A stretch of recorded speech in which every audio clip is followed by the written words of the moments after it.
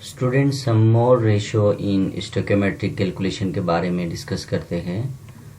Stoichiometric calculation के अंदर जो मोल रेशो है, it is backbone in the stoichiometric calculation. Without mole ratio we are unable to calculate the stoichiometric calculation, क्योंकि mole ratio एक ऐसा factor है इसके ज़रिए से हम इजीली स्टोइकोमेट्रिक कैलकुलेशन हम कर सकते हैं। तो लिहाजा मोल रेशो को हम अगर अंडरस्टैंड करेंगे तो हम इस चैप्टर के अंदर जिस तरह की भी स्टोइकोमेट्रिक कैलकुलेशंस हम करने के काबिल हो जाएंगे। तो अब हम बात करते हैं कि मोल रेशो है क्या।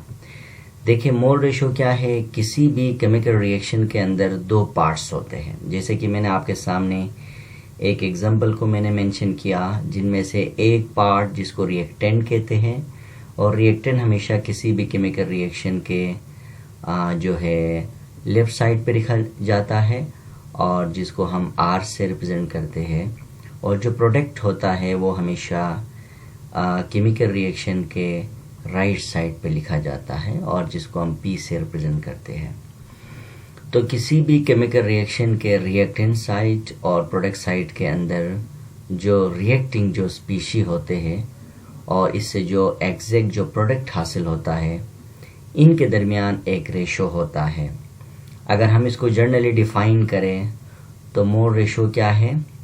मोल रेशो यानी एक ऐसा रेशो जो किसी भी केमिकल रिएक्शन के जो नंबर ऑफ मोल्स ऑफ जो रिएक्टेंट साइड में हिस्सा लेते हैं और जिसके नतीजे में number of moles of product की फॉर्मेशन होता है, तो ऐसे रेशो का नाम क्या है, मोल रेशो कहा जाता है। जैसे कि मैंने लिखा कि the ratio of the number of moles of reactants taking part and the number of moles of the products form is called the mole ratio. तो जिस तरह मैंने यहाँ पर डिस्कस की कि किसी भी केमिकल रिएक्शन में रिएक्टेंट के वो नंबर ऑफ मोल्स जो रिएक्शन में हिस्सा लेते हैं और जिसके नतीजे में प्रोडक्ट की फॉर्मेशन होता है नंबर ऑफ मोल्स की, तो ऐसे रेशो का नाम क्या है, मोल रेशो कहा जाता है। जिस तरह देखिए हमारे सामने एक एग्जांपल है कि हमारे पास नाइट्रोजन है, रिएक्टेंट साइड पर है और 1 मोल है। अगर यहाँ कुछ भी नहीं है तो ये 1 मोल हम इसको कंसीडर करेंगे, इसको कोफिशिएंट कहा जाता है।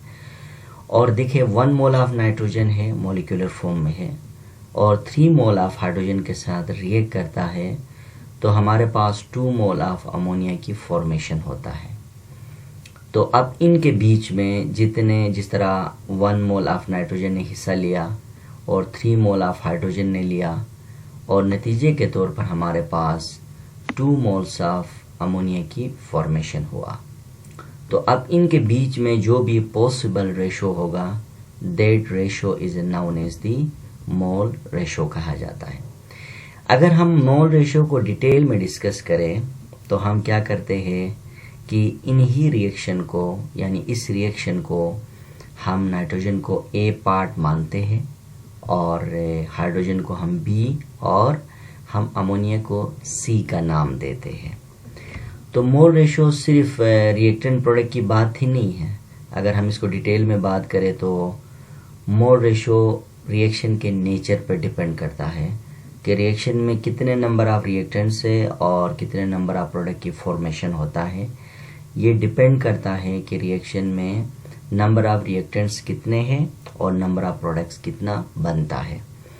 तो इस रिएक्शन के अंदर जो पॉसिबल मोल रेशो बनेगा वो क्या है कि जैसे कि मैंने यहाँ पर लिखा का कंपेयरिंग द फॉलोइंग, मतलब हमने इसको कंपेयर करना है कि देखिए इसका पहला जो पॉसिबल मोल रेशो बनेगा वो हमारे पास क्या होगा, ए रेशो बी होगा। अब ए रेशो बी का मतलब क्या हुआ, यानी नाइट्रोजन रेशो हाइड्रोजन, और नाइट्रोजन रेशो हाइड्रोजन का क्या मतलब हुआ, 1:3। अब 1:3 का क्या मतलब हुआ, 1 mole of nitrogen divided by the 3 moles of the hydrogen. ये है पहला पॉसिबिलिटी।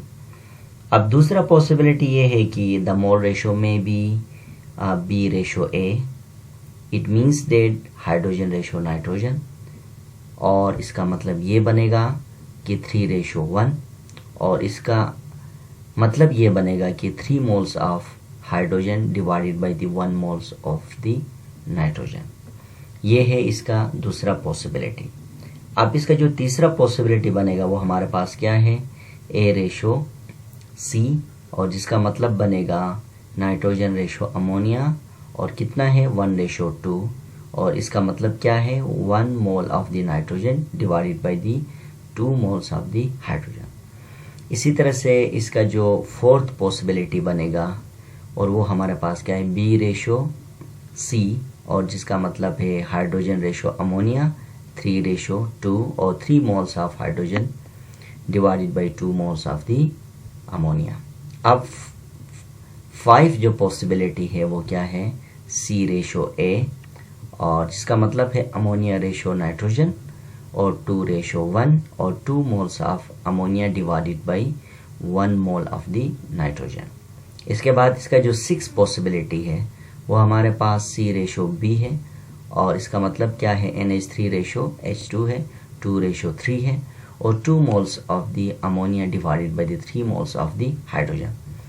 ये मैं आपको इसलिए समझा रहा हूँ डिटेल में ताकि आप इसके ज़रिए से किसी भी पॉसिबल जो भी न्यूमेरिकल होगा, जो भी प्रॉब्लम होगा, आप इसको आसानी से आप इसको सॉल्व कर सकते हो।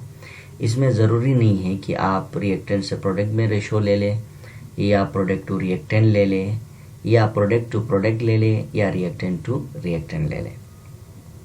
ये डिपेंड करेगा रिएक्शन के नेचर पे कि रिएक्शन में कितने number of moles of reactant हिस्सा लेते हैं और कितने number of moles of product इससे बनते हैं। और इंशाल्लाह जो आगे जो भी लेक्चर आएगा इसमें इसकी मदद से हम 1-2 न्यूमेरिकल को सॉल्व करते हैं ताकि हमें मोल रेशो का ये इम्पोर्टेंस का पता चले कि mole ratio is the backbone in the stoichiometric calculation.